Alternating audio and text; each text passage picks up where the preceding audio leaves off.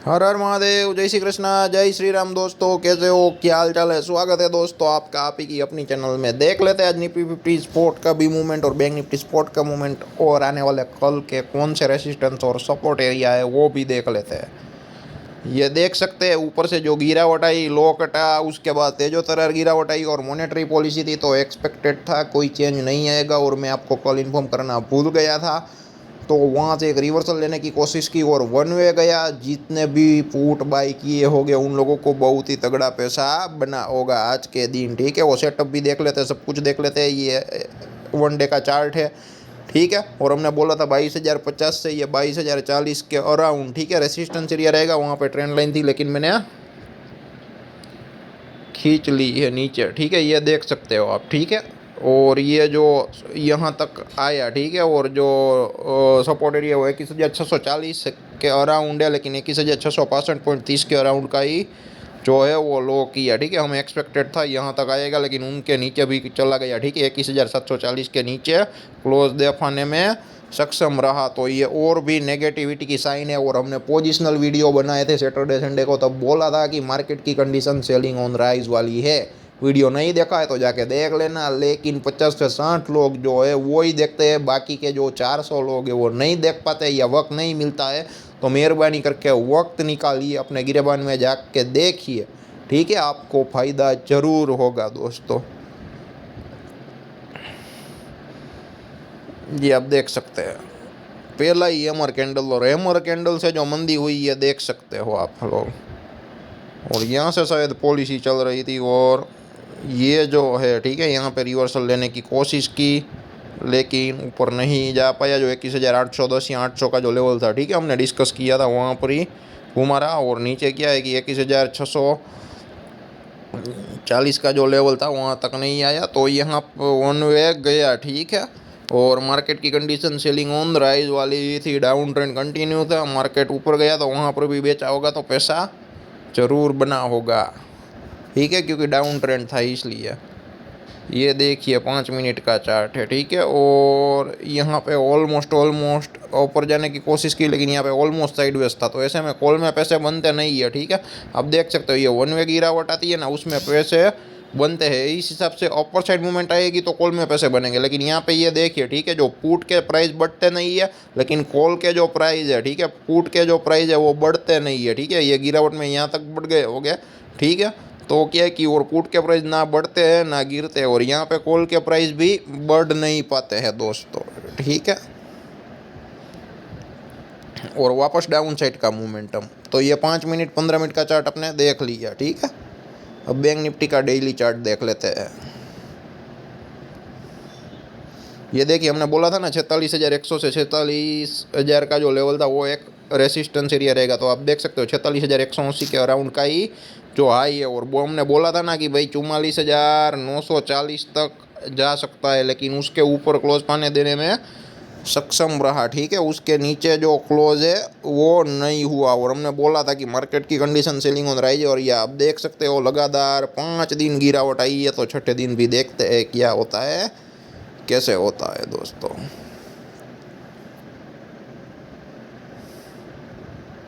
तो ये देखिए वन वे 15 मिनट का जो चार्ट है, ठीक है, गिरावट आई, यहाँ से थोड़ी बहुत संभलने की कोशिश की, लेकिन 45,540 का जो एरिया था, 530 भी बोल सकते हैं, वहाँ से वापस गिरावट आई। तो यहाँ पे पुट के प्राइस बड़े हो गए, कॉल में कोई जान नहीं होगी, ठीक है। यहाँ पे पुट के प्राइस बढ़ते नहीं है लेकिन गिरते भी नहीं, और कॉल के प्राइस बढ़ते ही नहीं है, ठीक है। तो मार्केट की कंडीशन आज वन वे थी, पूरा ट्रेंड ही था, सेलिंग ऑन राइज वाला ही रहा था यहाँ पे। और ऊपर से नीचे आया, यहाँ से भी नीचे गया, ठीक है। तो अब 5 मिनट का चार्ट देख लेते हैं।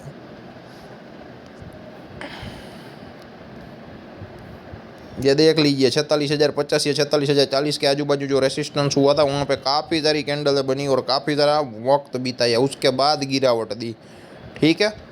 वो क्या है कि 10:30 बजे के आरबीआई की मॉनेटरी पॉलिसी शुरू हुई, उसके बाद ही ये गिरावट आई थी, ये देख लो, ठीक है। और उसके बाद संभलने की कोशिश की लेकिन नहीं संभल पाया, और जैसे ही नीचे गया तो ये 44,940 का जो लेवल था वो टच करके आया, मतलब कि हमारा जो रेसिस्टेंस एरिया था वहाँ से गिरावट आई, और हमारा जो सपोर्ट एरिया था वहाँ तक गया।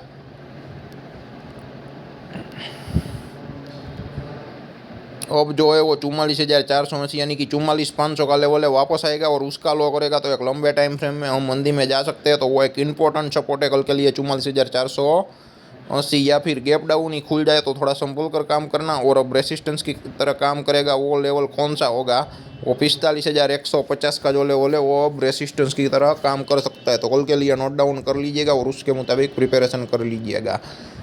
ये भी बता देते हैं निफ्टी का। अब यहाँ पे 21,656 है, तो यहाँ पे ये जो है सपोर्ट एरिया 21,640 के नीचे, ठीक है।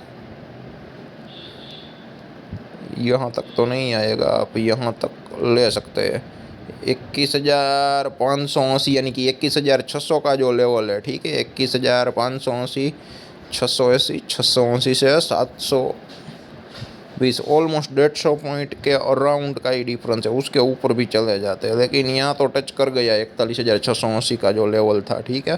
तो उसके नीचे कौन सा ये लेवल आता है, यही ही आता है दोस्तों, ये। तो 21,580 का जो लेवल है या 570, 21,580 का है, वो एक स्ट्रॉन्ग सपोर्ट माना जाएगा। और रेसिस्टेंस अब कौन काम करेगा, जो रेसिस्टेंस की तरह वो जो लेवल काम करने वाला है वो 21,810 का ही रहने वाला है। ये 21,780 भी बोल ले सकते हो। ये देखिए 21,780 के अराउंड आ रहा है, ठीक है। ये ट्रेंड लाइन निकल देता हूँ ताकि कन्फ्यूज़न ना हो आप लोगों को, ठीक है। 21,780 एक इम्पोर्टेंट जोन रहने वाला है, या 21,770 भी बोल सकते हो, ठीक है। तो ये कल के लिए एक रेसिस्टेंस एरिया रहने वाला है। और उसके अलावा देख लेते हैं आज कौन से स्टॉक में मूवमेंट रही। पूरा का पूरा डाउन चला जा रहा था, लेकिन ये जो SBI था ना वो बहुत ही स्ट्रॉन्ग था, ठीक है। और उसका रीजन मालूम नहीं पड़ रहा, शायद रिजल्ट कुछ आया होगा, ऐसा कुछ होगा।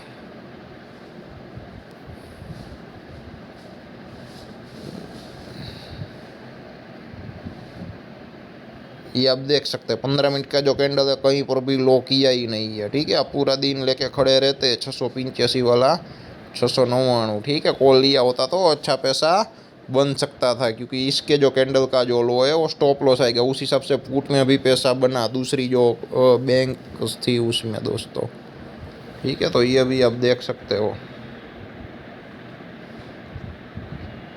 या 15 मिनट की है, ठीक है। आप देख सकते हो 1791 से 1810 से 12 रुपये का रिस्क है, ठीक है। 1802 ऊपर क्या स्टॉप लॉस। और उसके बाद ये देखिए, ठीक है, मंदी यहाँ पे संभालने की कोशिश, फिर भी मंदी। तो ऐसे हिसाब से काफ़ी सारे स्टॉक है, तो मैं कितनों को दिखाऊंगा। आपको लगेगा कि डाउन ट्रेंड आया ना इसलिए, और आज डाउन ट्रेंड ही था तो पुट में पैसा बनना तय है, ठीक है। ये ऐसा एग्जाम्पल और लर्निंग पर्पज़ के लिए जो बेसिक्स अंडरस्टैंडिंग होती है वो दिखा दिया है। आज मार्केट डाउन था, ठीक है। तो ऐसे काफ़ी सारे स्टॉक है, मैं कितना दिखा सकता हूँ, ज़्यादा नहीं दिखा सकता, ठीक है। वरना लोगों को लगेगा कि ये जो डाउन गया है ना इसलिए दिखा रहे हैं, लेकिन प्रिपरेशन एडवांस में होनी चाहिए। और मैं ये भी बोलता हूँ कि आप कल कौन से स्टॉक्स में काम करने वाले हो, कहाँ पर आप तेज़ी करोगे, मंदी करोगे, मार्केट का रुख क्या होगा। अगर आपकी कोई प्लानिंग है तो कमेंट बॉक्स में कमेंट करके शेयर ज़रूर कर सकते हो, लेकिन कोई शेयर नहीं करता है, ठीक है। क्योंकि सब लोगों को लाइव मार्केट में आके ही डिसीजन लेना है, बाई कर लूँ शेयर कर लूँ, रेडीमेड कॉल आ गया, रेडीमेड क्या है कि कोई टिप आ गई, तो ऐसे नहीं होता है, ठीक है। उसके दो होते हैं। अगर रेडीमेड टिप्स चाहिए तो उन आदमियों पर भरोसा करो जिसकी एक्सपर्टाइज पर आपको भरोसा है। अगर खुद करना है तो खुद एक्सपर्ट बनो, ठीक है। ये दो चीज़ें हैं। आपको मालूम है एक्सपर्टाइज है नहीं, फिर भी क्या है कि अपने हिसाब से करना है, तो लाइव मार्केट में आके कदापि डिसीजन मत लो, एडवांस प्रिपरेशन करो। होमवर्क हो गया है, ठीक है, एग्ज़ाम की तैयारी हो गई है, बाद में ही पेपर देने के लिए आओ, ठीक है। पेपर हाथ में लेके ये मत ढूंढो कि इस क्वेश्चन का आंसर क्या आपको नहीं आएगा, क्योंकि वहाँ पे बुक लेने का मना होता है, ठीक है। यहाँ पे तो आपको चार्ट सामने भी होते हैं, फिर भी आप एग्ज़ाम क्लियर नहीं कर पाओगे, ठीक है। ये भी देख ही लीजिए, ये बजाज फाइनेंस है, क्योंकि पूरा दिन मंदी का था, ठीक है। लेकिन रिस्क रिवॉर्ड रेशियो देखना चाहिए। ये देखिए ये बहुत ही बड़ी कैंडल है, तो यहाँ पे नहीं लेना चाहिए। मैं यहाँ पर भी बोल सकता हूँ आपको कि पुट लिया होता तो अच्छा पैसा बन जाता, ठीक है। ये डाउन आ गया, ठीक है। अगर ये अप चला गया होता तो कितना बड़ा एसएल हो जाता। तो यहाँ पे रिस्क नहीं लेने का मतलब नहीं लेने का दोस्तों, ठीक है। तो वो सब कुछ देख के काम करने का, ठीक है। उसके अलावा आपका कोई व्यू है, कमेंट करना चाहते हैं, या नॉलेज नहीं है, जानकारी चाहते हैं, तो भी आप कमेंट बॉक्स में ज़रूर कमेंट करें, या जितना हो सके इतना वीडियो को शेयर ज़रूर करें दोस्तों, ठीक है। टाटा मोटर थोड़ा स्ट्रॉन्ग था, वो भी देख लेते हैं। ठीक है,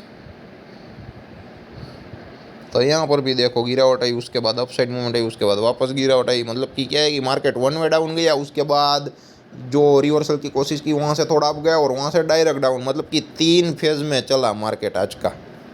ठीक है, ऐसे तो काफ़ी सारे अप साइड डाउन साइड के मूवमेंट है, और जो अप साइड स्टॉक्स है वो पहली 5 मिनट या 15 मिनट में चल गए। ठीक है, तो वहाँ पर क्या है कि वो एंट्री लेना मुनासिब नहीं होता है। ठीक है, उसके अलावा और कुछ नहीं। और मैंने पावर ग्रिड का भी बोला था, ये मंदी हो सकती है, आप ध्यान रख सकते हैं। लेकिन आप देखें गैप अप खुला और ऊपर ही चला गया, आप देख सकते हैं। ठीक है, मैंने जो मंदी बोली थी लो कटे तो, लेकिन लो कटा ही नहीं है प्रीवियस डे का। ठीक है, इसलिए बोला था। और साथ ही साथ पावर ग्रिड के साथ एनटीपीसी का बोला था, वो देख लेते हैं कहाँ गया, कैसा रहा। तो ये देखिए लो तो कटा, ठीक है, लेकिन थोड़ा बहुत अपसाइड भी आ गया मोमेंटम दोस्तों।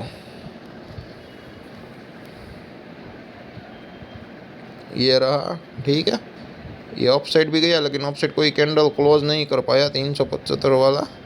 ये डाउन साइड देख सकते हो आप। ठीक है, तो यहाँ पर गिरावट की और भी संभावना, अगर मार्केट वीक रहने वाला है और वीक रहेगा तो और भी गिरावट आ सकती है। अगर ये स्लो कटा तो ये स्लो काट दिया 329 328 और इसके नीचे सस्टेन कर गए तो 324 तक के टारगेट जो है वो आ सकते हैं, आप देख सकते हो दोस्तों।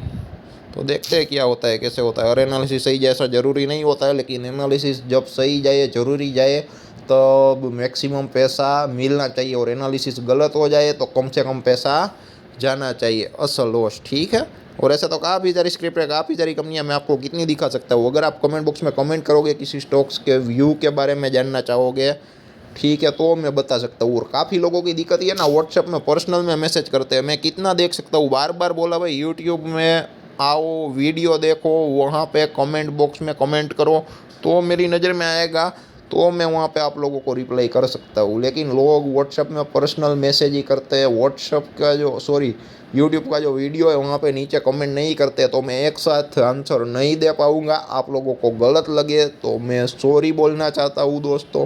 ठीक है, क्योंकि पर्सनली कितने देख सकूँगा, यहाँ पे कमेंट आएगा तो दिखाई देगा। और जब पब्लिक बढ़ जाएगी तो सबसे ज़्यादा जो क्या है कि मोस्ट यूनिक क्वेश्चन होगा, मोस्ट यूनिक पब्लिक का, उसको क्या है कि हम first come first serve basis पे आंसर देने की कोशिश करेंगे। मैं तो यही बोलता हूँ, स्टॉक के व्यू चाहिए तो मैं लाइव आना भी शुरू कर दूंगा। आप लोगों का रिस्पांस चाहिए, आप लोगों का रिस्पांस नहीं है, लेकिन आप लोग जब फंस जाते हो ना तभी बोलते हो, और वो भी व्हाट्सएप में पर्सनल मैसेज करते हो जब फंस जाते हो उस वक्त। ठीक है, तो वक्त का जो है वो ठिकाना नहीं रहता है। तो मेहरबानी करके ऐसे काम ना करो, ऐसे ट्रेड ना लो, सोच कर समझ कर ट्रेड लो। फंस जाओगे, बाद में पूछने के लिए आओगे तो मैं कुछ नहीं कर सकूँगा। एंट्री गलत है तो एग्जिट गलत होगी, एंट्री सही होगी तो ही एग्जिट सही होगी। ठीक है, ये स्टॉक मार्केट का गोल्डन रूल है। और हम यहाँ पे सच्चाई बताते हैं, सब कुछ सही तरीके से दिखाते हैं, इसलिए लोग हमारे साथ जुड़ते नहीं। और जो लोग जुड़ गए वो कभी जाने वाले हैं नहीं, क्योंकि उन लोगों को सब कुछ मालूम है, वो सब जगह होके आए हैं। ठीक है, तो आपको क्या करना है ये आपको सोचना है। धन्यवाद दोस्तों।